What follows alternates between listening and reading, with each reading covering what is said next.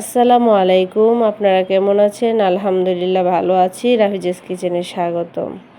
নদী, নালা, হাল, বিল প্রচুর পরিমাণে পানি এখন। এই পানির মধ্যে নতুন নতুন মাছ হয়েছে। এইসব মাছ খাওয়াটার মজাই আলাদা। যারা এরকম মাছ প্রেমী আছেন তাদের জন্য আমি এই রেসিপিটা নিয়ে আসলাম। প্রথমে আমি মাছটাকে ভালো করে ফ্রেশ করে ধুয়ে নিয়েছি। ধোয়ার পর লবণ হলুদ দিয়ে মাখিয়ে নিলাম। তারপর প্যানের মধ্যে তেল গরম করে নিলাম, নিয়ে মাছগুলো দিয়ে দিচ্ছি।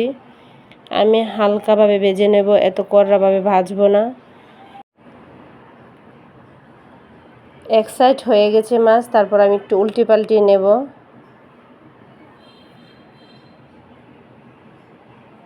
অনেক সাবধানভাবে এই মাছটা ভাজতে হবে, কারণ পাঁচমিশালি মাছ তো ভেঙে যায়।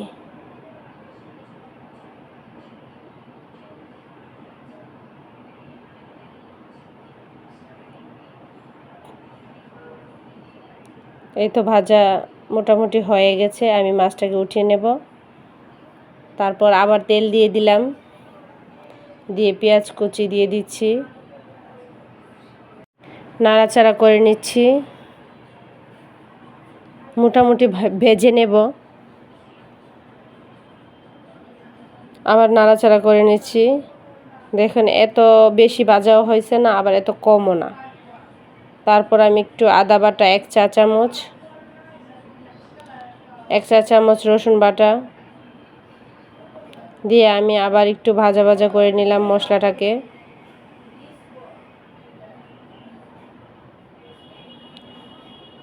মশলাটা ভাজা ভাজা হলে টেস্ট ভালো আসে। তারপর এক চা চামচ মরিচ গুঁড়া, হাফ চা চামচ হলুদ গুঁড়া, এক চা চামচ ধনিয়া গুঁড়া, এক চা চামচ লবণ দিয়ে আমি অল্প পরিমাণে পানি দিয়ে মশলাটাকে কষিয়ে নিচ্ছি। যত কষাবেন তত ভালো হয়।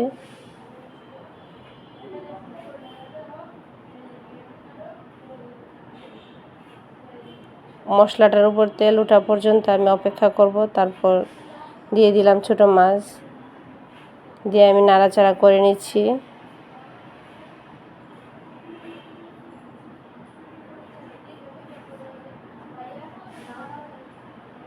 মশলাটা আর মাছটার মধ্যে ভালো করে মিক্স করে নিচ্ছি। একটু কষানো হয়ে গেলে আমি এখন হাফ কাপ পরিমাণে পানি দিয়ে দিলাম। এটাকে চচ্চড়িও বলা যায়, ছোট মাছের চচ্চড়ি ভেজে নেওয়া। তারপর আমি ঢাকনা দিয়ে ঢেকে দিলাম।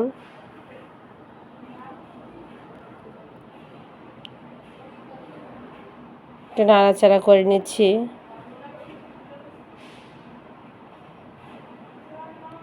তারপরে কাঁচামরিচ ধনিয়া পাতা আমি দিয়ে দিলাম,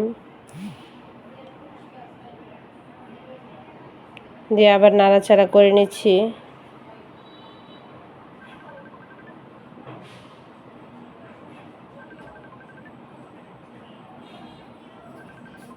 ঢাকনা উঠিয়ে জিরা ভাজা দিয়ে দিচ্ছি,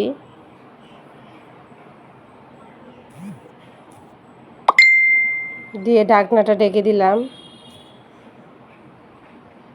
এই তো হয়ে গেল আমার ছোট মাছের চচ্চড়ি ভুনা, ঝাই বলেন। ভালো লাগলে অবশ্যই ট্রাই করবেন। সবাই ভালো থাকবেন, সুস্থ থাকবেন। আল্লাহ হাফেজ।